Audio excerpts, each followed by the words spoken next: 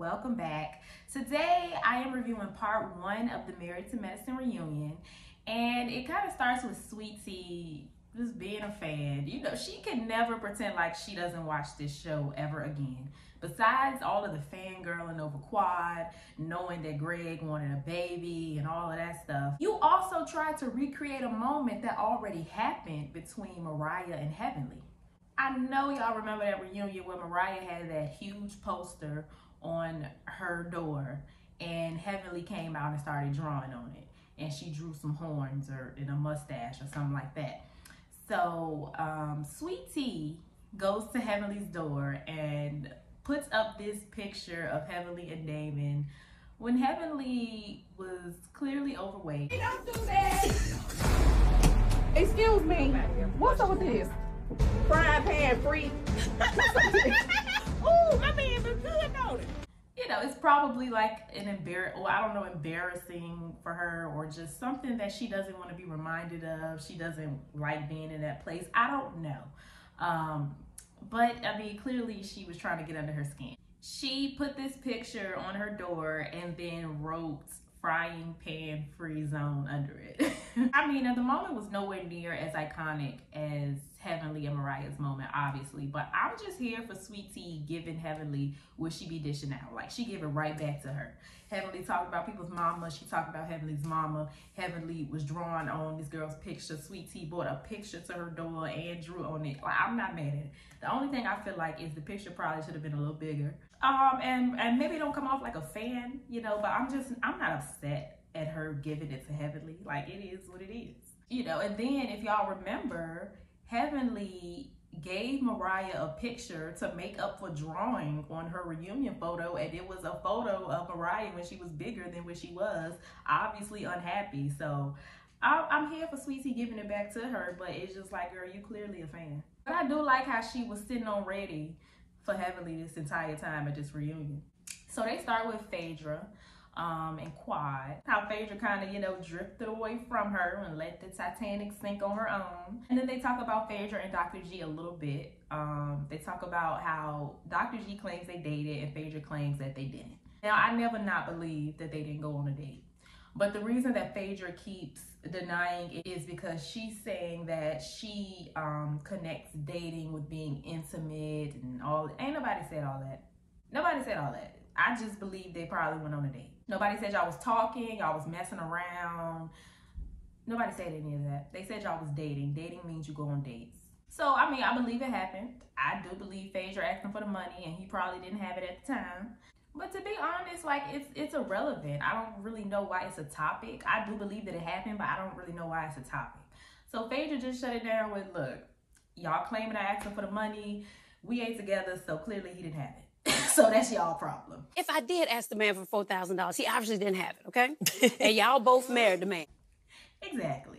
It doesn't matter if I asked him for the $4,000. We not together, so clearly he didn't have the $4,000 to give me. So what are we even talking about? For the beginning of the reunion, it's really just Heavenly, Quad, and Phaedra talking out their issues. I'm really confused. I couldn't figure out what their issues were. I don't really know where they are in their friendships, because it just seems like they was all talking about each other, and then everybody told everybody that they was talking about each other. So none of them trust each other. I just feel like they should have all just come clean. Like, look, we all talked about each other. Let's just wipe the slate clean. Whatever. I'm forgiving you for whatever you said, because I said stuff too. I mean, that's how it came off to me. Quad telling Phaedra what Heavenly said about her. Heavenly telling Quad what Phaedra said about her. Like, it's just too much. Everybody talking about everybody, clearly. So they move on to Toya, talking about Toya and her being materialistic and, you know, very money hungry and, you know, shallow, all that stuff. And Toya's story is a tale as old as time.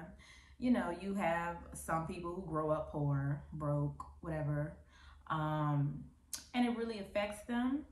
And so when they grow up, they don't ever want to be broke ever again. And sometimes you know, you get a little bit of money, you don't know what to do with it, you get a little carried away, you start living above your means. Like, It's a tale we see as old as time. I think it's quite obvious that Toya doesn't come from money. She just comes off like she's not used to anything. Like, who moves 7 times in like 10 years because you keep finding reasons to be unsatisfied with your mansions? Growing up broke just really affects people differently.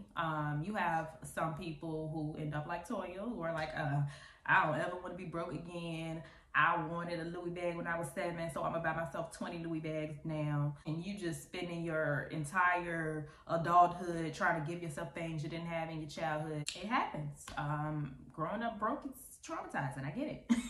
But then you have people who actually learn to appreciate the value of a dollar and kind of realize, well, look, if I made it through life with no money, all this money I got now, I can definitely make it. So, I mean, it's 2 different types of people. Toya is clearly the former and not the latter. They talk about the Met Gala for a little bit, and Andy pretty much asked Toya to explain herself with not donating the $1,000. She still feels justified. Nobody else does. It is what it is. Toya knows she was dead wrong for that. You didn't spend any money. You got those bottles for free. Like, you spent no money. She clearly still got broke people tendencies. Then they move Jackie. Then they talk about Jackie. Jackie is supposedly in the hot seat for everything that has been going on with her this year, but she slid right on about that. Even though she is just so used to being in the hot seat, she sure do keep sliding up out this hot seat that she don't mind being in. You know, she supposedly can handle it, but when she was supposed to be taking accountability, she instead directed to Quad because Quad didn't reach out to her, which led them to believe that Quad is the one who leaked the video that was already out on YouTube. I mean, that was just really weird. Like, how did we even make that about Quad? How did we even get to Quad? How did she even get Quad out of that? How did Andy even let her do that? You know, that opens the door for the Quad segment. Now, we move on to Quad and her and Toya's issues, which stem from her repeating the rumor that Toya set up the robbery. Now, she finally does apologize to Toya. Well, she has apologized before. This is her 3rd time apologizing. But the issue with Quad is, even when Quad is apologizing, Quad is playing the victim. Quad did this whole really, really nice apology. But then after that, she goes, but you said this and you did this and you did, and it's always like a but in her apologies. Like, she's always like, I'm sorry, it was wrong, you know, I shouldn't have done it, but I did this because you did this to me. And it's always back to Quad being a victim somehow. You can't justify what you did and then apologize in the same breath. You know, you can't apologize with an if, you can't apologize with a but. So I feel like that's why Quad's apologies never land, because she can't never just apologize and leave it at that. She always got to bring it back to how she was the victim somehow. Pretty much what Toya was saying, you know, she accepted her apology, even though I felt like it was a trash apology. But I kind of get it. I kind of get both sides. I do feel like the rules are different for Quad. I definitely don't feel like the other ladies have to apologize as many times as she does. But Quad don't know how to apologize.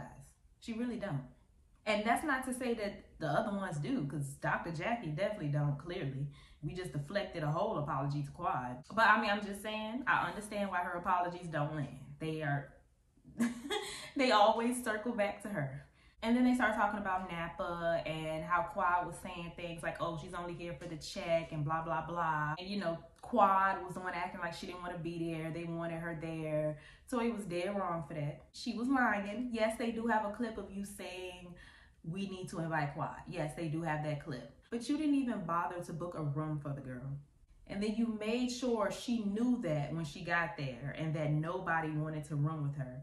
And she pretty much didn't have a room until they decided to put her in the room with Alicia. And then you kick her out like the next day. So you really didn't want her there. And then Simone keeps inserting herself in the conversation. It was really irritating me. She wouldn't even let Quad talk because she kept interrupting her.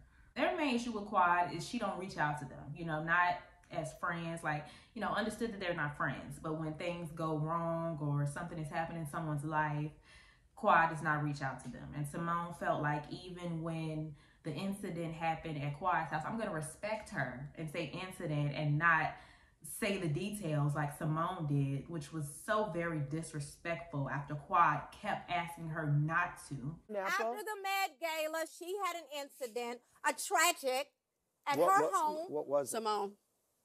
Where her niece, her great niece, died in her pool. Okay. I reached out to Quad because no matter what.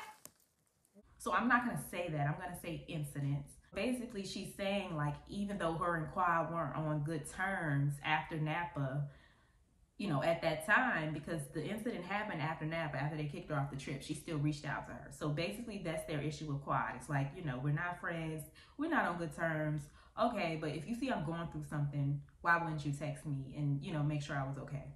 So, yeah, that was just really nasty of Simone and low down and dirty. But the first part of the reunion ends with Quad crying to Dr. Jackie about how she did not leak and how she could not believe that they thought she did that. And I don't know about y'all, but to be honest, the only thing I could think about when I was watching this was Mariah crying about being called a cokehead. If I'm being honest, that's the only thing I could think of in the moment. Like, it was really hard for me to watch this part of the reunion and not think about Mariah. I was the main one on y'all who, you know, is just so excited for all of this stuff to be happening to Quad because of what she did to Mariah. I'm not happy that this is happening to her. I just recognize that this is her karma. And it was just in the back of my head the whole time. It really was. They went hard at Quad. But Quad and Heavily, they went hard at Mariah. So that was literally the only thing going through my mind watching this part. I feel for Quad, but she's just like, maybe she'll like take some of that vindictiveness out of her spirit, because she can be quite evil when she's on somebody's bad side. So now that she's on the receiving end, hopefully she can calm it down a little bit. Now, next week, Sweet Tea is getting a little piped up. I think it was with Quad, not sure, maybe Heavily, I don't know. It could be anybody on that couch for real. Why say anything about me? Move on! Sweet Tea is just ready to go.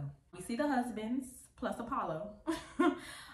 Dr. G and Phaedra talk, of course. Next week looks like it's gonna be pretty good. I enjoyed part 1. I feel like the ladies are kind of warming up. I definitely think parts 2 and part 3 are gonna be good.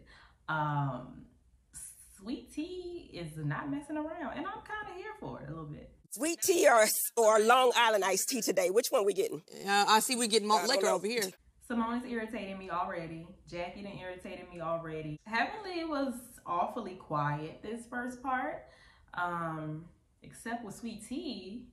Oh, and did y'all see that Heavenly tweeted like 2 or 3 days ago that she is no longer doing reviews because somebody told on her? Let me read the tweet because it was kind of confusing to me. Yeah, here's the tweet. I hate to announce I will no longer review Married to Medicine on YouTube. They told on me. Told on you to who though? It's on YouTube. I'm confused. Okay. And my man said I had to get off. However, boobies could catch Dr. Heavily on patreon.com. Hashtag they told on me, hashtag well trained. Did Alicia tell on her? Because they didn't really talk, well, I don't know, maybe they get into it more at the reunion, but the only thing they really talked about was regarding the clip of Jackie that resurfaced. Yeah. I think that's interesting that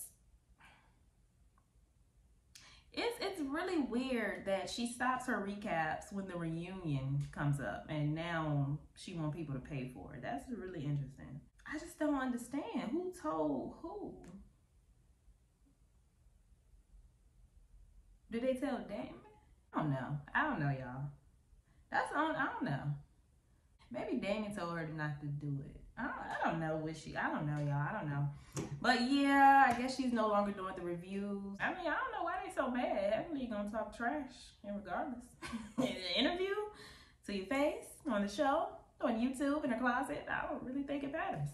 But yeah, that was that review. Y'all let me know what y'all thought about part 1 in the comments down below. Stay happy, healthy, and all of that good stuff, and I will see y'all in my next video. Bye.